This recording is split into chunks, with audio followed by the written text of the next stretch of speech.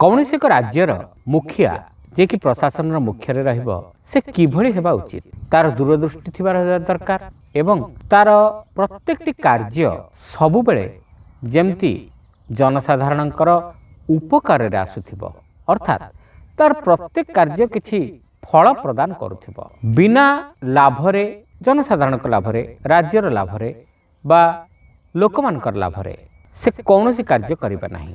मुखिया बा प्रशासनर मुख्य एभଳି हवा दरकार तार प्रत्येकटी पदक्षेप जेमती निश्चित रूपे लोकमानक पई किछि गोटे उपकार आनिदेब। ए प्रसंग रे पुराना कथाटी गोटे राज्यर प्रधानमंत्री हठात मरीगले।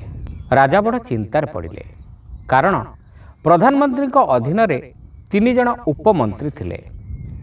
राजांक सामनारे प्रश्न हला जे ए 3 जनक मध्यरु से काहाकू प्रधानमंत्री बाछिबे। सेमानक मध्यरु कौन जनकू यदि ए पद दिया जिवो बाकी 2 जनक प्रति अन्याय होई पारे। राजा निजे निष्पत्ति नहीं पारले नहीं जे 3 जनक भितरु किए प्रधानमंत्री हेबा पई योग्य। किछि दिन बीतीगला। दिने राजा दलबल सहित गोटे नदी कूलकू जाइथिले। राजा नदी कूल पहुँचिले। तांको सहित 3 जन उपमंत्री भी थिले। समस्ते नदी कूल बसी सांसारिक आलोचना करुथिले। जाबतीय कथबार्ता हेउथाय, विभिन्न प्रसंग मध्य पड़ुथाय, जुक्ति तर्क भी हेउथाय। एही समय राजा नदी जल को चाही उपमंत्री मानक पचारले, पानी रे कौनसी जिनिस भासी आसुछि, एहा कौन होई पारे? 3 जनक मध्यरु जणे आखि ऊपर हाथ रखी निरखे देखि कहिले कौन से गोटे फल परी मन हेउछि।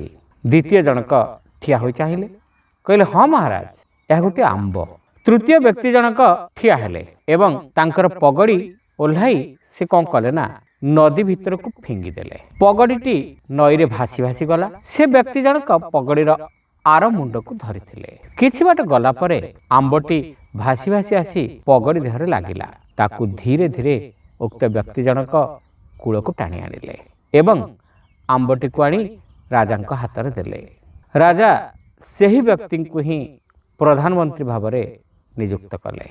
श्रोता बंधु गपटी आपण मानक केमिति लागिला कमेंट करी निश्चित जणाइबे। चैनल नुआ होइतिले सब्सक्राइब करने को भूलिबे नाही। रहिलु नमस्कार।